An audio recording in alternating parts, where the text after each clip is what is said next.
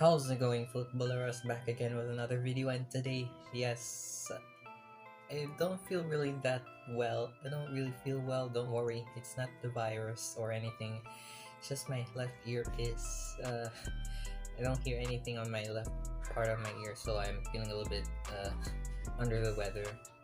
But I really want to do the video right away, so a lot of things going on Saturday's third week of the match day on the weekend, and we're going to talk about Hellas Verona against Inter, Juventus versus Empoli, the Premier League games on three occasions, and of course the two games in the Bundesliga. So with that being said, let's do this.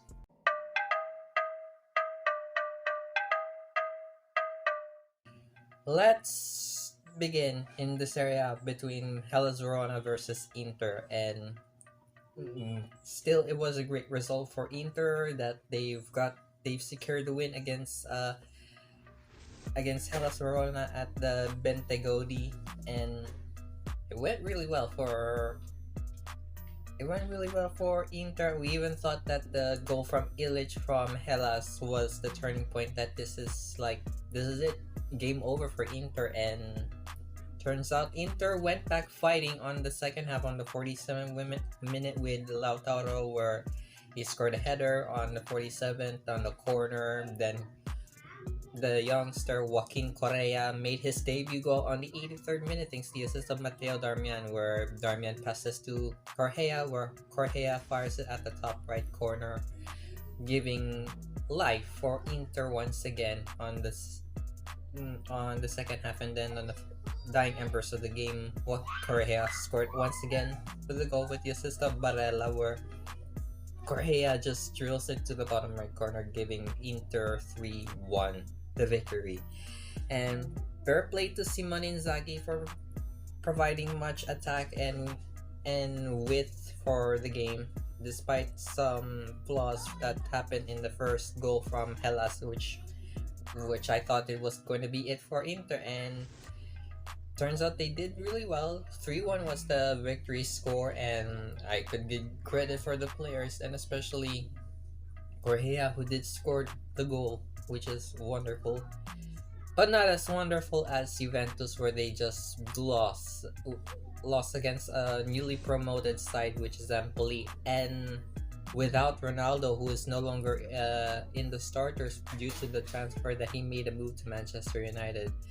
And it was on the first half where Mancuso from Empoli scored the decisive goal to stop Juventus from getting near in their goal post or goal mount, giving first blood to Empoli.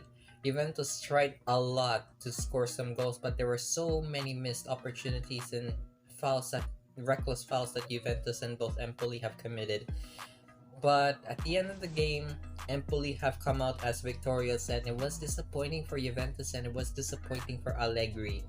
And fair to say, without Ronaldo, it's gonna be a long time to recover for Juventus without their talismanic star player. But you still have at least got Morata, Dybala, and Cuadrado, who take the mantle for Ronaldo.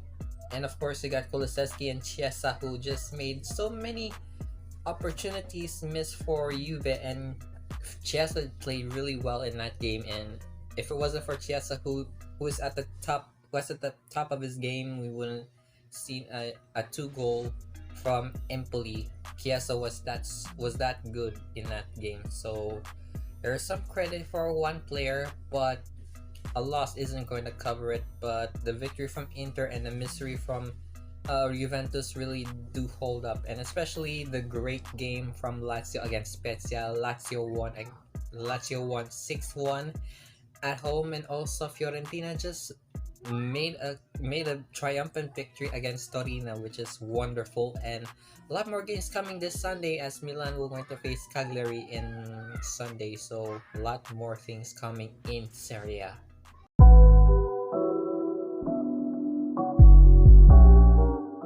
Right, to the Premier League we go, and my God, we have to talk about Manchester City versus Arsenal. And seriously, this is the downfall. This is pretty much the end for Arsenal, and to me, Arsenal are pretty much relegation bound, to say the least. And my God, has the performance of Arsenal have become much deteriorate as the season progressed. But for Manchester City, it's starting to get their groove on, despite the loss in the opening game and some fair amount of victories in the second game.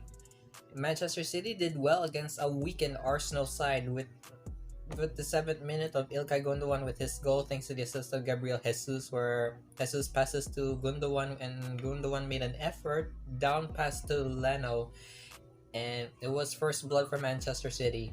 But the star of the show has to be Ferran Torres, where he scored both on the 12th on the 84th on the first and second half.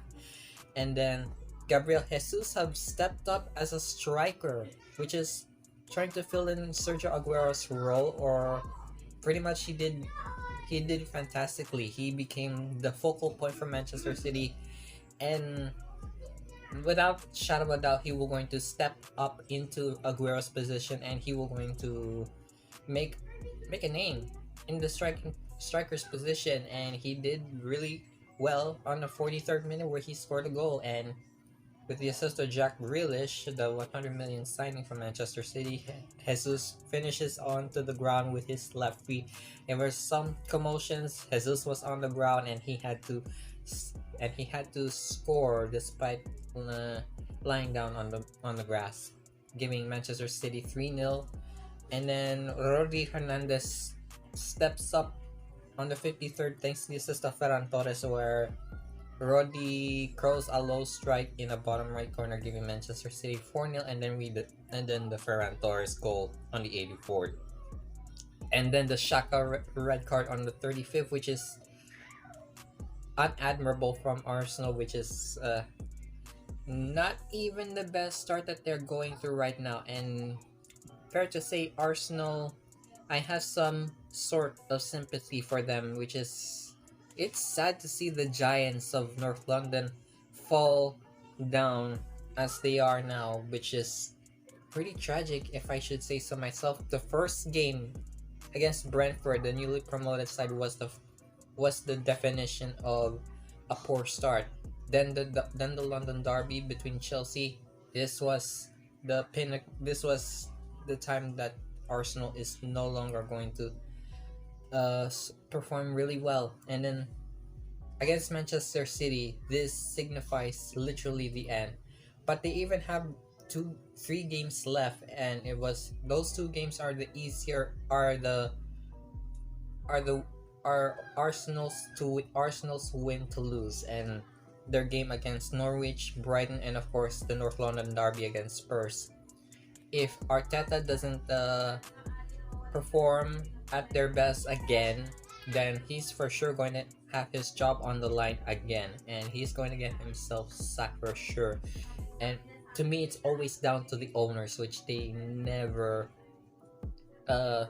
manage properly for the club. And I do have some pities for Arsenal fans and the players themselves.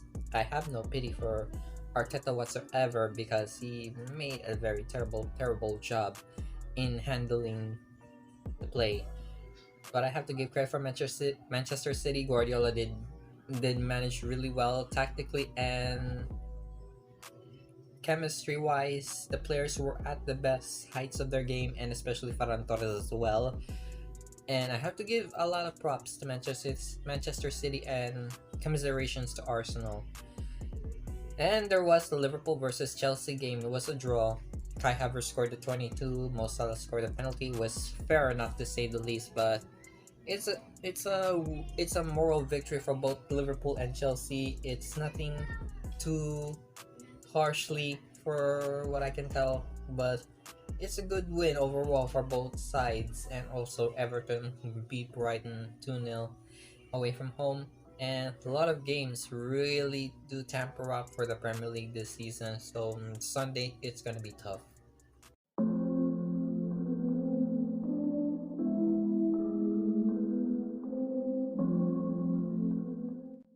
And finally, Bundesliga. We're going to Germany, where the Borussia Dortmund just won 3-2 against Hoffenheim with the goals from Giovanni Reina on the 49th.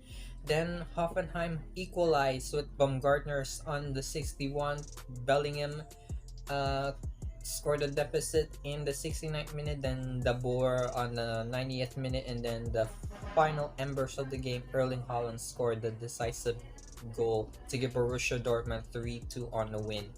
And of course, at the end, Bayern Munich faces Hertha, and the result is also the same as Manchester City, 5-0 from the 6-minute goal from Thomas Muller, Musiala on the 49th, and of course the Lewandowski hat-trick. Both Dortmund and Bayern were playing really, really well on that game, so a lot. I have to give credit for them both team, and it looks really good on paper for both Dortmund and Bayern. And more games coming for the Bundesliga this Sunday, but there will be more for sure on Sunday. So a lot more things coming, and look forward to that one. So there you have it. That is my third match review for Saturday. Even though I'm not in a very good shape as it is, but if you do find this video enjoyable, please let me know. Also, smash like, subscribe, hit the bell to get notified every single week, and let me know all the matches I covered so far. Let me know in the comments, and I'm gonna talk to you soon for all the videos I'll be uploading very soon. Bye.